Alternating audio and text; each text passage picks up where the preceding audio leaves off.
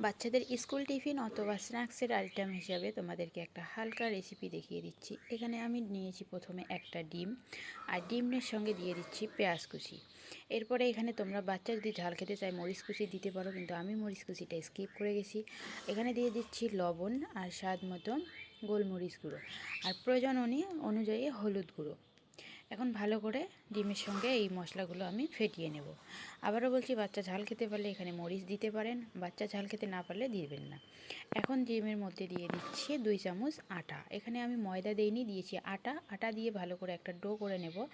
আর do থেকে একটু হালকা হবে, এই যে এরকম ঘন করে নিয়েছি। এখন আমি তেল ব্রাশ করে নিয়ে পকোড়ার আকারে ভেজে নেব।